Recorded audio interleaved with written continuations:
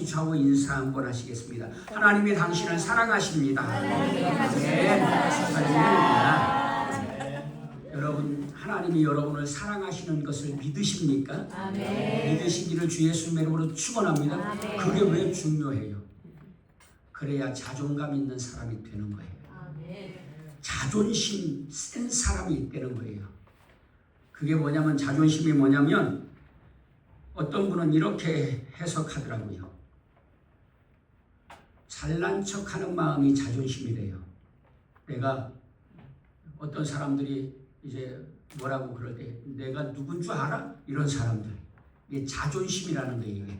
그러면 자존감은요, 누가 뭐라 해도 뭐라고요? 굽히지 않는 거예요. 뭐 하지 않는 것? 굽히지 않는 거. 굽히지 않는 것? 예, 맞아요. 자존감은 누가 흉을 보거나 누가 싫은 소리를 해도 그냥 기쁘게 감당하는 것, 받아들일 수 있는 것, 이것이 자존감이라는 거예요. 그런데 우리는요, 그렇다는 거예요. 특히 김창옥 씨 강연을 듣다 보니까 그런 얘기 하더라고요. 우리 한국의 남자들, 특히 남자들은요, 자존심은 세고 자존감은 낮다는 거예요. 그래서 문제가 된다는 거예요. 왜냐하면 자존심이 세면 갈등과 분열을 자꾸 만든다는 거예요. 왜냐하면 무시하는 것 같고, 사람들이 나를 무시하는 것 같고, 억수 여기는 것 같고, 존중하지 않는 것 같아요. 그래가지고요, 자존심이 상해, 기분 나빠. 그러면 막 싸우자고 달려들고 화내고 갈등을 일으키고 그런다는 것이죠. 근데 그 말이 맞는 것 같아요. 저도 솔직한 이야기로 자존심은 세고 자존감은 낮은 사람 중에 하나예요. 그런데 자존감이 강한 사람, 자존감이 높은 사람은요, 그렇게 뭐 누가 질책하고 흉을 봐도 끄떡하지 않는다는 거예요. 왜냐하면 나는 사랑받는 존재니까, 주님의 사랑받는 존재니까, 하나님이 나를 사랑하신다는 그런 의식으로 사는 것이 그래서 중요한 것이죠. 그래서 누가 뭐라 그래도 그래서 저는 청년 시절에 깨달았어요. 주님이 나를 위해서 십자가에 죽으셨구나. 그래갖고 누가 뭐라 해도 나도 주님이 나를 위해서도 십자가에 죽으신 거야. 너만을 위해서가 아니야. 나를 위해서도 주님이 십자가에 죽으신 거야. 주님은 나도 사랑하셔. 내가 비록 못나고 부족할지 모르지만 주님은 나를 사랑하셔. 그래서 자존감이 높으면요, 비난의 소리나 질책의 소리에 그다지 크게 영향을 받지 않는다는 것이죠. 그래서 화목하게 하고 갈등과 분열을 조장하는 것이 아니라 오히려 화목하게 한다는 것이죠. 그래서 하나님이 여러분을 사랑하시는 줄로 믿으시기를 주 예수님의 이름으로 축원합니다. 그래서 하나님께서 나를 사랑하신다는 그런 생각이 중요한 것이죠. 이것이 왜냐하면 우리의 자존감을 높여주니까요. 그래서 사람들이 무시해봐야 그까이 있고 사람들은요 별거 아니에요. 하나님이 나를 존중하시는데, 나를 사랑하시는데 사람의 평가가 뭐가 신경 쓰입니까? 근데 우리는 세상에 살고 있기 때문에 그런 줄 아는데도 때로는 신경이 쓰인단 말이에요. 그래서 기분 상해서 화를 내고 싸움이 일어나기도 한단 말이죠. 근데 여러분, 오늘 저와 여러분들이 자존심은 내려놓고 자존감을 높일 수 있는 저와 여러분들 되시기를 주 예수님의 이름으로 축원합니다. 그러려면 어떻게 해야 돼요? 아주 기본적인 거, 주님의 사랑을 깨달아야 돼요. 그리고요, 어릴 때의 그런 자존감을 높여주기 위해서 자녀를 사랑해야 할 줄로 믿습니다. 좀 전에도 말씀드렸지만 우리의 자녀들이요, 세상의 모든 나라들이 그렇지만 또 우리 한국 사회도 그렇잖아요. 예전에 우리 자녀들은요, 정말로 존중받지 못했잖아요. 그래가지고 이제 존중 좀 해주자. 그래서 어린아이도 정했는데 성경에는 그러잖아요. 부모는 어린이를 자녀를 사랑하고 자녀는 부모를 공경해라. 그래서 자녀를 사랑하고 부모를 공경하는 것은요, 기초 중에 기초고 기본 중에 기본인 줄로 믿습니다. 세상에서도요, 이런 캠페인을 하고 운동을 할 때가 있어요. 기초 질서를 지키자. 그 왜 그래요? 기초 질서가 무너지면 세상이 무너지는 거예요. 예를 들면 교통법규를 안 지키잖아요. 별거 아닌 것 같지만요, 교통법규를 안 지키면요, 교통사고가 빈발하게 되고 사망사고도 일어나게 된단 말이에요. 장애인도 생길 수 있고요. 빨간불에 막 가. 서로 사람도 빨간불에 가고 차도 빨간불에 가. 그러다가 사고 나면 다리가 잘리거나 죽기도 하잖아요. 그러니까 다 지켜야 돼. 운전자도 교통질서를 지키고 기초질서를 지키고 또 사람도 기초질서를 지켜야 돼요. 그래서 여러분, 그렇게 지킬 때에 사회가 아름답게 행복하게 살아갈 수 있는 그런 아름다운 사회가 되는 줄로 믿습니다. 특별히 우리 하나님은요, 우리가 아름답게 사는 세상을 만들기를 원하세요. 오늘 저와 여러분들이 아름답게 살 뿐만 아니라 우리가 그리스도인으로서 아름다운 세상을 만들기를 원하세요. 아멘. 여러분, 그래서 예수님을 믿는 사람들은요, 책임이 중요해요. 사명도 있고 책임도 있어요. 어떤 책임이요? 세상을 아름답게 가꾸어 가야 할 책임과 사명이 있는 것을 깨달으시고 믿으시기를 주 예수님의 이름으로 축원합니다. 예수님을 믿는 사람들에게 있는 거예요. 왜냐하면 세상을 하나님이 창조하셨고, 하나님이 창조하셨다는 것은 예수님을 믿는 사람들을 이나 아는 것이니까요. 그래서 그것을 아는 사람들이요, 하나님께서 세상을 창조하실 때 어떻게 창조하셨어요? 아름답게. 예, 아름답게. 사람은 어떻게 창조하셨어요? 더 아름답게. 그런데 지금 세상은 어떻게 됐죠? 아름답지 못하게 추하게 되었잖아요. 사람은 그 세상에 추한 것 중에 가장 추한 게 사람이 되었잖아요. 아이러니하게도 세상에서 가장 아름다운 존재로 만드신 것이 사람인데, 하나님의 형상으로 만드셨는데, 오히려 오늘날에는요, 세상에서 가장 추한 게 사람이라고 말하잖아요. 너나 할 것 없이. 그래서 사람을 이렇게 말해요. 짐승보다 못하다. 금수만도 못한 사람. 이렇게 말할 때가 많잖아요. 그런데 예수님을 믿는 사람들이 그 속에 들어가면 안 되는 거잖아요. 왜냐하면 하나님께서 아름답게 만드셨는데 세상을 아름답게 만들어 가야지. 아름다운 세상을 추하게 만들면 이건요, 예수님을 십자가에 2번 못 박는 거나 마찬가지예요. 사랑하는 여러분, 예수님을 믿는 저와 여러분들이 아름다운 세상을 만들어 갈 수 있기를 주 예수님의 이름으로 축원합니다. 추해진 사람을 하나님께서 믿음을 선물로 주셔서 깨닫게 하시고, 죄를 깨닫고 진리를 깨닫고 회개하고 예수님 믿어 구원받아 추해진 인생을 아름답게 회복시켜 주셨잖아요. 그러면 이제 아름다운 세상을 만들어 가야 할 줄로 믿습니다. 어디서부터요? 가정에서부터, 교회에서부터 아름다운 세상을 만들어 가야 할 줄로 믿습니다. 그런데요, 우리가 그리스도인들이 내 가정만, 내 교회만 아름답게 만드는 그런 일은 없어요. 그건요, 뭘 모르는 거예요. 하나도 모르는 거예요. 내가 가정을 아름답게 만들고 내 교회를 아름답게 만드는 사람은요, 세상을 아름답게 만들어야 하는 것을 아는 거예요. 내 자녀를 사랑하는 자가 남의 자녀는 사랑하지 않아. 오늘은 그러잖아요. 자기 자녀는 끔찍히, 얼마나 끔찍히 많은지 막 자기 자녀를 해롭게 하는 자를 죽여버리려고 해. 와, 그런데 남의 자녀는 하찮게 여겨요. 그러면 안 되잖아요. 그것도 그리스도인이. 내 교회는 중요하게 생각해. 그런데 남의 교회는 교회로 취급도 안 해. 그러면 안 되는 거잖아요. 다 하나님의 교회잖아요.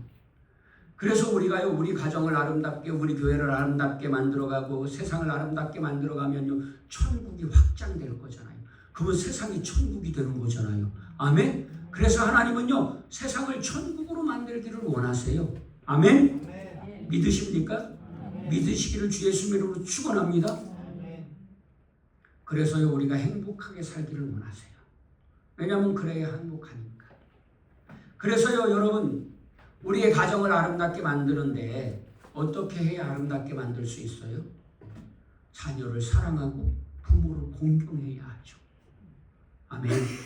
여러분, 이제 우리가 자녀를 사랑하는 그리스도인들, 부모들 되시기를 주 예수 그리스도 이름으로 간절히 축원합니다.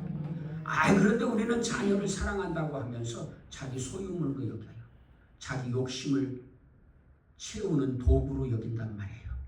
여러분, 우리의 자녀들은 우리의 소유물이 아니라, 우리의 욕심을 이루는 도구가 아니라, 내 꿈을 이루는 도구가 아니라, 아이에게는 아이의 꿈이 있는 거예요.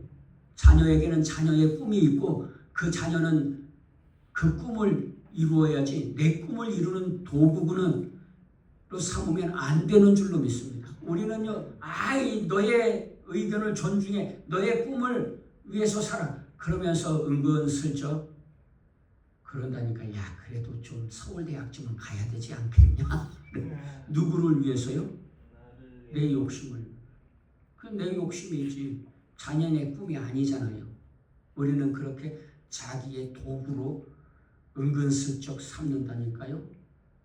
사랑하는 여러분, 오늘 저와 여러분들이요, 우리의 자녀들을 하나님의 상급으로, 하나님의 기업으로 여기실 수 있기를 주 예수님의 이름으로 축원합니다. 여호와의 기업이란 말은 소유한 재산이란 뜻이 아니라 하나님께서 맡기신 소중한 유산, 맡겨진 것이라는 의미입니다. 자녀는 부모, 나의 소유가 아니라 맡겨진 하나님의 것. 나는 하나님께서 맡겨주신 자녀를 맡은 청지기인 것을 깨달으셔야 합니다. 그리고 잊지 마셔야 합니다. 자녀는 나의 소유물이 아니에요. 부모는 주인이 아니라 맡은 자일 뿐이죠. 주인은 누구예요? 하나님이세요. 그리고요, 여러분, 하나님이 주인이라니까 무슨 개를 기르는 사람, 개의 주인, 개와 주인의 관계처럼 개를 목줄을 메어가지고 끌고 다니는 것처럼 그렇게 생각하시면 안 돼요.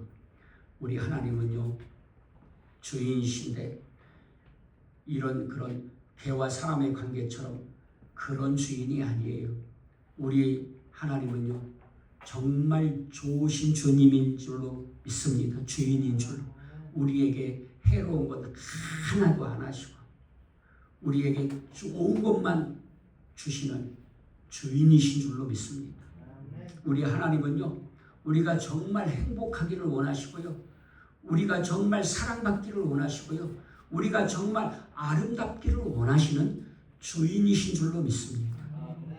그래서요, 자녀의 주인이 내가 아니라 하나님이신 것이 정말 복된 일입니다. 하나님께 맡기면요, 그 자녀를 하나님께서 정말 아름답게 만들어 주실 줄로 믿습니다. 그리고 하나님께서 꿈을 꾸게 해주시는 거예요. 꿈은요, 사람의 꿈이 아니라 하나님의 꿈. 성경에서 꿈하면 생각나는 사람 누구예요? 요셉. 네, 요셉이잖아요. 하나님께서 요셉을 꿈꾸게, 요셉이 자기가 꿈을, 자기의 인생의 원대한 계획을 세워가지고 나는 애굽의 총리가 될 거야. 그래서 총리가 된 게 아니잖아요. 그죠? 하나님께서 꿈을 꾸게 하셨는데 볕단이, 형제들의 볕단이 자기 볕단에게 절해. 하나님께서 꿈을 꾸게 하셨는데 해와 달과 별들이 자기에게 절해. 근데 그 이야기를 듣고 형제들이 시기 질투하고 화가 났어. 그리고 부모조차도 그 요셉의 꿈을 존중하지 않아. 그래서요, 형제들이 요셉을 죽이려고 하다가 마지못해서 애굽에 팔아버려요, 종으로.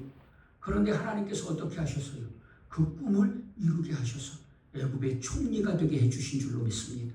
그것도요, 요셉이 같이 갇힌 죄수들의 꿈을 해석해주고, 애굽왕 바로의 신하들, 술 맡은 관원장, 떡 맡은 관원장이, 오늘식으로 말하자면 청와대 셰프가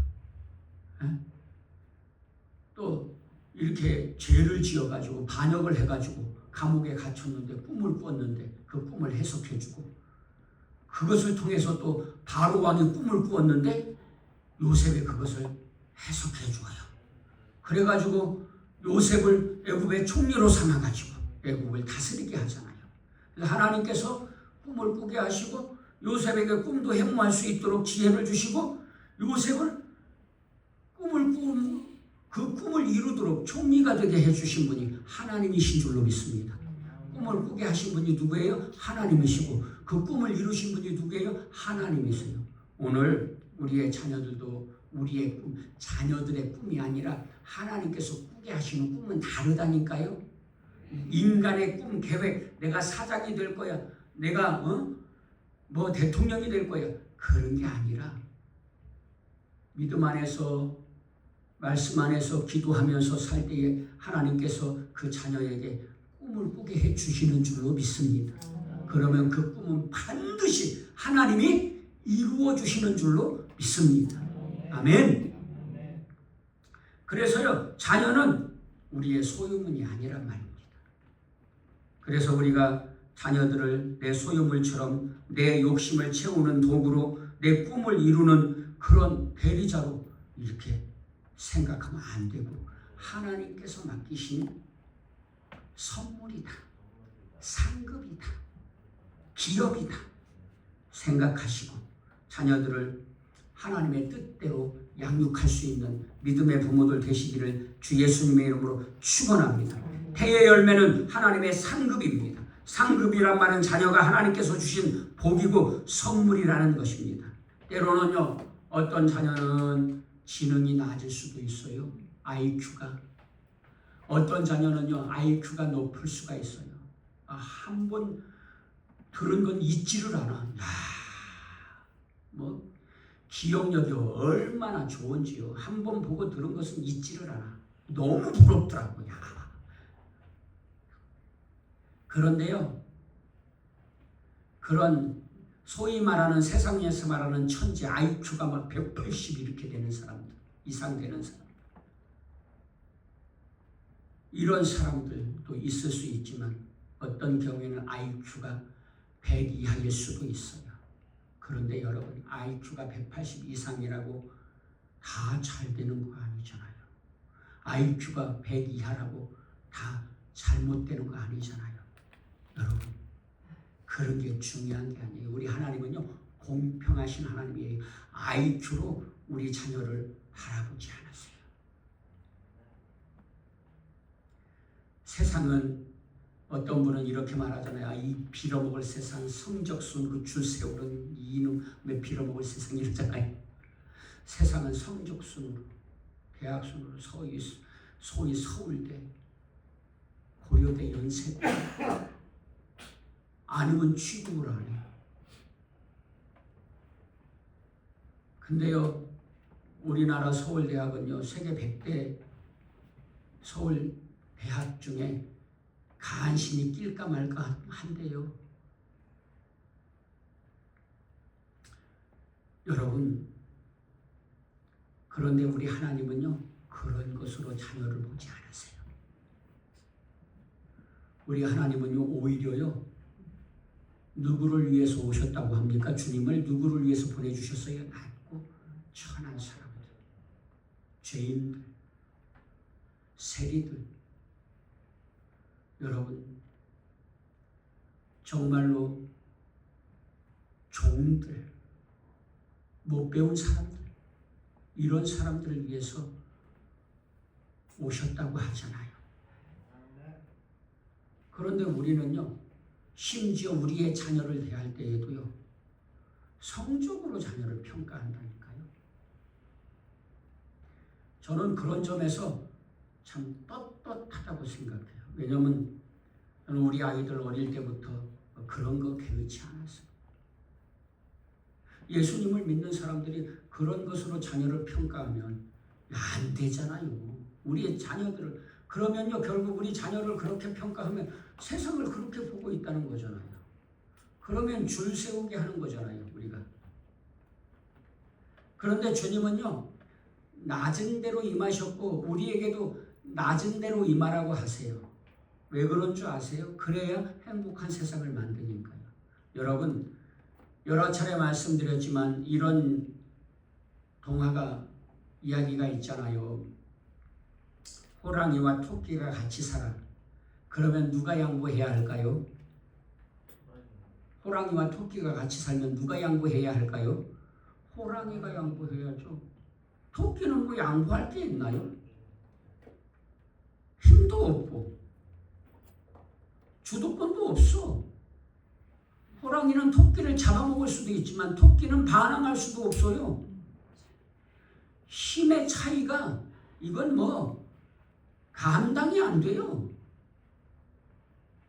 그러니까 호랑이와 토끼가 행복하게 살려면 뭐 해야 돼요? 호랑이가 양보해야 돼. 호랑이가 토끼를 존중해 줘야 돼. 물론 토끼도 호랑이를 존중해야 하지만 호랑이가 먼저 토끼를 존중해야 하는 거죠. 낮은 대로 임해야 하는 거예요. 호랑이가 토끼의 자리에 임해야 행복한 사회를 만드는 거죠. 우리의 사회가 그러잖아요. 어떤 사람은 호랑이 같은 사람도 있지만 어떤 사람은 토끼 같은 사람도 있어. 어떤 사람은 능력이 많고 힘이 있고 학식이 많아. 어떤 사람은 못 배우고 힘도 없고 가진 것도 없어. 돈도 없어. 그러면 누가 베풀고 누가 양보해야 해요? 그렇죠. 그렇죠. 힘 있는 사람, 가진 것이 많은 사람이 양보해야죠. 베풀어야죠. 왜냐하면 가진 게 없고 힘이 없는 사람은 베풀래야 베풀 수가 없잖아요. 내가 없는데 뭘 베풀어. 그러나 그럴 때에 가진 거 없는 사람도 감사할 줄 알아야죠. 아멘. 근데 맨날 가진 게 없다고 나는 왜 안 도와줘? 전에는 도와줬는데 지금은 왜 안 도와주는 거야? 너 예수님을 믿는다고 하면서 왜 그렇게 사랑이 없어? 내가 주장할 그럴 자격이 없는 거예요. 다만 누가 베풀어줬어. 그럼 감사할 줄 알아야죠. 아멘. 여러분, 사랑하는 여러분, 그래서 낮은 대로 임하는 거예요. 부모 자식 간에도 마찬가지 아닙니까? 누가 더 강해요? 부모가 더 강하잖아. 자녀는요 약해가지고 부모한테 뭘 주장할 수도 없어. 어릴 때에는 좀 크면 역전이 되지만, 그러나 갓난아기 때는요 자녀는 아무것도 할 수 없어. 엄마가 젖을 먹여야 먹일 수 있고, 엄마가 재워줘야 잘 수 있고, 부모가 돌봐줘야 살 수 있어요. 그냥 방치하면 죽을 수밖에 없는 거예요. 자녀는 그러면 어떻게 해야 돼요? 부모에게 감사할 줄 알아야죠. 그러나 먼저 부모가 자녀를 사랑으로 돌봐야 할 줄로 믿습니다. 상급이란 말은 자녀가 하나님께서 주신 복이고 선물이라는 것인데, 잘나고 못나고 똑똑하고 똑똑하지 않고를 떠나서 자녀 자체가 하나님께서 주신 복이고 선물이라는 것입니다. 아멘. 사랑하는 여러분, 오늘 우리의 자녀들이 사실은 내 자녀를 잘나고 못나고로 평가하는 그 자체가 문제인 것이죠. 그런 생각을 내려놓아요. 내 자녀는 똑똑해, 천재야. 저도 우리 애들 어릴 때는 천재인 줄 알았다니까요. 부모가 다 그렇잖아요, 어릴 때는. 그런데 그런 시각 자체부터가 문제인 거잖아요.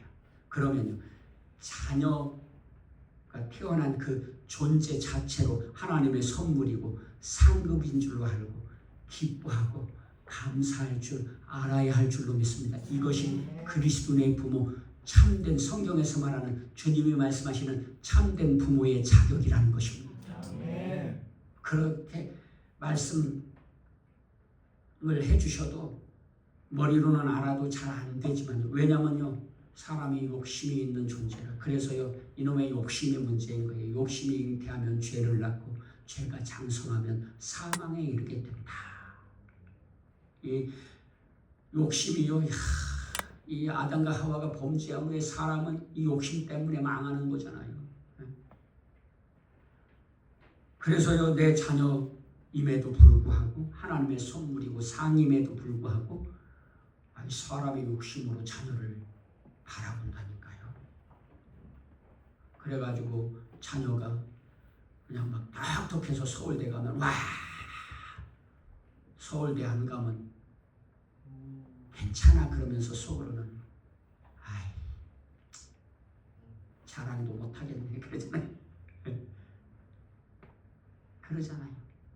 그 뭐가 문제입니까? 하나님의 기업이고 하나님의 선물인데 부모가 자녀를 대할 때에 그렇게 대해야 자녀가 자존심은 낮고 자존감이 높은 세상에서 빛과 소금으로 사는 하나님의 기업으로 자라게 될 줄로 믿습니다. 여러분 예수님을 믿는 사람들이 세상의 기준으로 자녀를 바라보면 안 되잖아요. 그래서 존재 자체가 그 자녀가 어떤 자녀든지 좀 사람들이 평가할 때 모자란 부분도 있고 사람들이 평가할 때 시원찮을 수도 있지만 그러나 하나님께서 보실 때에는 전혀 그렇지 않은 줄로 믿습니다. 동일해. 하나님이 보실 때에는 다 똑같아. 그리고요 사랑도 하나님은요 잘난 사람 더 사랑하고 못난 사람 덜 사랑하지 않아. 그러면 어떤 사람을 사랑해요? 하나님은 하나님께서 주신 자기의 책임을 다한 사람, 그 사람이 잘났든 못났든 그 사람을 사랑하는 줄로 믿습니다. 하나님을 사랑하는 사람을 하나님이 사랑하시는 줄로 믿습니다. 그래서요 자녀는요 존재 자체로 기쁨이 되는 거예요. 그런 이야기가 있잖아요. 어느 날 교회에서 성탄절 선극을 하는데 좀 지적 능력이 떨어지는 아이들 이렇게 역할을 빼놓을 수가 없어가지고 요간집 주인 할 일이 그냥 마리아와 요셉을 예수님을 맞아들이기만 하면 되니까 그 역할을 맡겼다는 거잖아요. 그래서 이제 마리아와 요셉이 여관에 왔는데 쉴 방이 없어. 그러면요 방이 없다고 마구간에 이렇게 자라고 해야 되잖아요. 그런데 이 아이가 그랬대잖아요. 너무 그냥 그 성극에 깊이 몰입해가지고 진짜처럼 생각하고 예수님의 어머니 아버지 태어나실 예수님을 어떻게 마구간에 모십니까? 그래가지고요 방을 비우라 그러고 그런데 그게 연극이 망쳐진 게 아니라 모든 사람들이 감동하게 되었다잖아요. 그래서 박수를 치고 은혜를 받게 되었다. 그런 얘기가 있잖아요. 사랑하는 여러분, 하나님께서 사랑하시고 하나님께서 돌보시면 여러분 잘나고 못나고 이까짓 거는요 그냥 사람의 기준일 뿐인 거예요. 하나님이 높여주시고 하나님이 머리 되게 하시고 하나님이 축복의 통로, 은혜의 통로가 되게 해주시는 줄로 믿습니다. 자녀는요 여호와의 기업이고 태의 열매는 하나님의 상급이 자녀, 태의 열매 하나님께서 주신 자녀는 기업이고 상급인 줄로 믿습니다. 그 존재 자체가 서울대학교를 가서가 아니라 대학을 가서가 아니라 초등학교만 나와도 아니 초등학교를 못 나와도 여러분 그 자녀는 하나님의 기업이고 하나님의 상급인 것을 깨달으시고 믿으시기를 주 예수님 이름으로 축원합니다. 그러면 그 기업 그 상급을 어떻게 양육하느냐는 부모의 책임인 거잖아요. 어떻게 양육합니까? 어떻게 양육해야 됩니까? 여러분, 믿음으로 뭐라 그러셨어요? 사랑과 믿음으로. 이야, 우리 김주호 성도님 따봉입니다. 맞아요. 사랑과 믿음으로 양육해야죠. 당연히 우리 힘으로요, 우리 자녀들 잘 양육할 수 있을 것 같죠? 안 돼요, 안 돼요, 안 돼. 저도요, 어릴 때에 이렇게 말씀드릴 수 있을래나 모르겠네. 최선을 다했다. 조금 부족한 것 같기도 하고. 어릴 때에요, 우리 아이들 재우면서 머리맡에서 성경 이야기 읽어주고 성경책 읽어주고, 어릴 때 성경을 쓰게 하고 성경을 읽으라고 하고, 성경을 읽히려고요, 성경 일독하면 용돈 얼마를 준다고 같이 상금을 걸고 성경 읽으라고 하고, 이렇게 했어요. 왜요? 너무 중요하니까. 하나님의 말씀을 읽고 듣는데 너무 중요하니까. 왜냐하면 하나님의 말씀은 생명의 떡이고 생수니까요.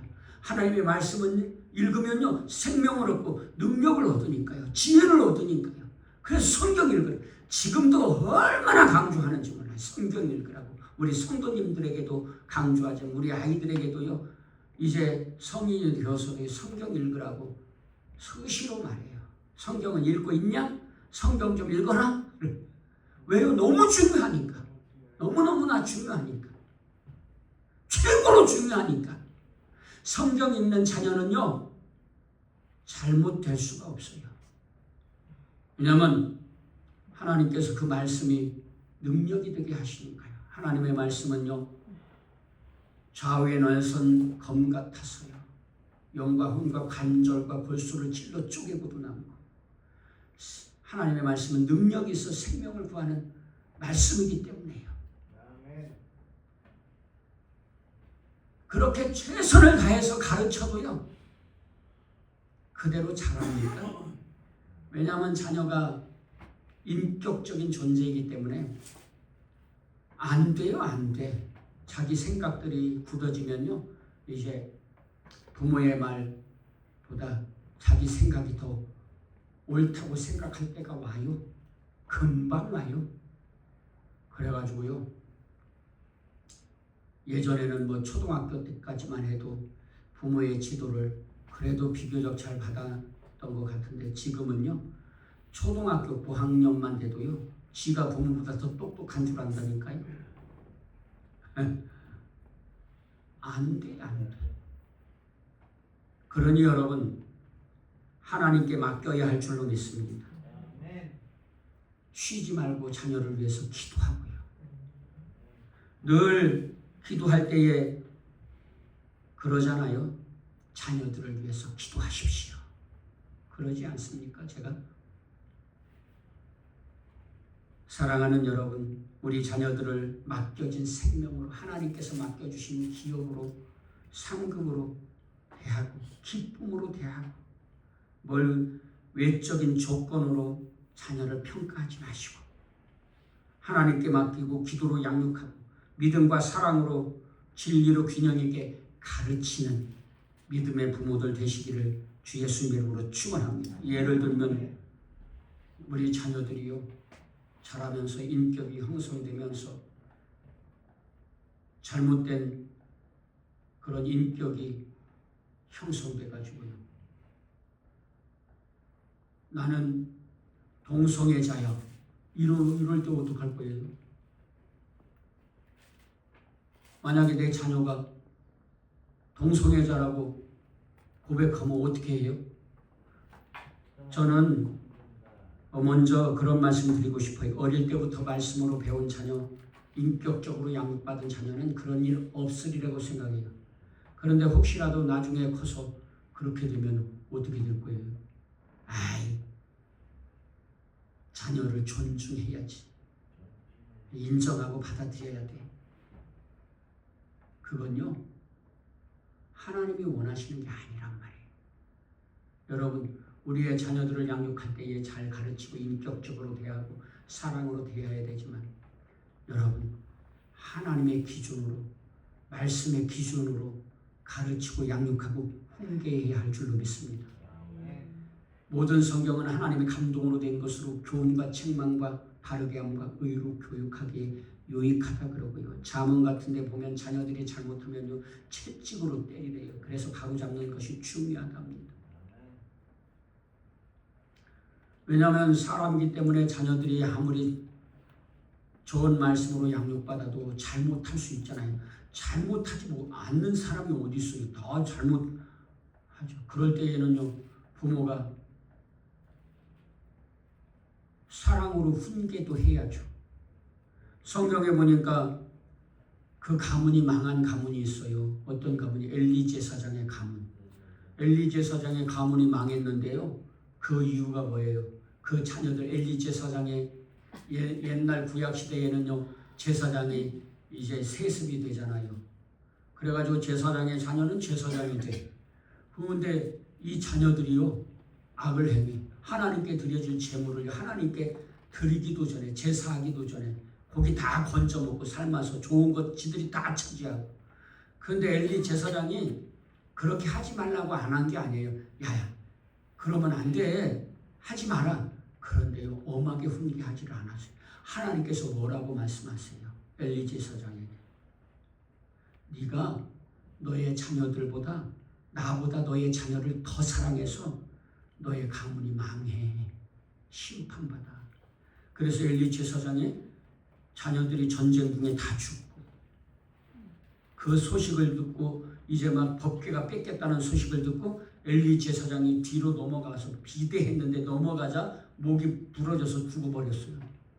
그리고요 그 며느리는 애 낳다가 또 죽어버렸어요. 하나님보다 자녀를 더 사랑해서 망했답니다. 사무엘 선지자는요.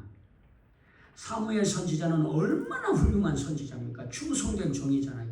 그런데 자녀 교육에 실패했어. 아마도 선지자의 일을 하느라고 정말 시간이 없었던 것 같아요. 자녀를 돌봐야 할 시간.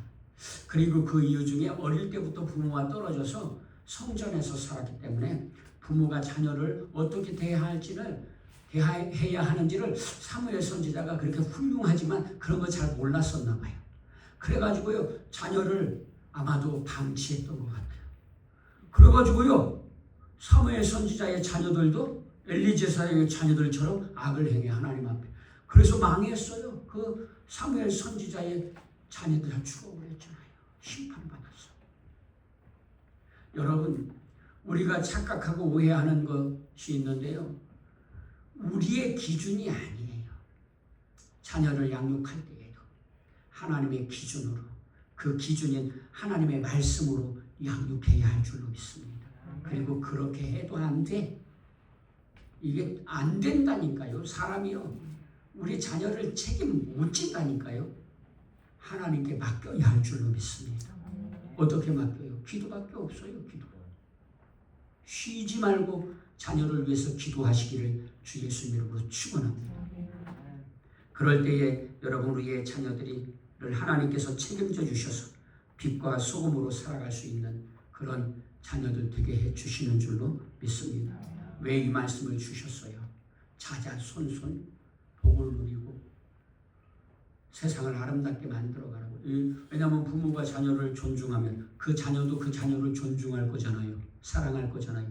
그러면 아름다운 세상이 이어지게 될 것 아니겠어요? 그래서 하나님께서요 우리의 삶이 복된 삶이 계속되게 하시려고 이렇게 말씀해 주고 계신 줄로 믿습니다. 자녀는 뭐라고요? 여호와의 기업이고 하나님의 상급인 줄로 믿습니다. 그러므로 믿음의 부모들은 자녀들을 내 소유물로 내 꿈을 이루는 도구로 활용하지 마시고 하나님의 꿈을 심어주고 하나님의 말씀으로 양육해서 그 자녀들이 하나님께 기쁨이 되는 그런 다윗 같은 자녀들 되게 하시고 또 그 자녀가 자녀를 그렇게 양육해서 아름다운 세상을 만들어 나갈 수 있는 그리스도인들 되시기를 주 예수 그리스도의 이름으로 간절히 축원합니다. 기도하시겠습니다.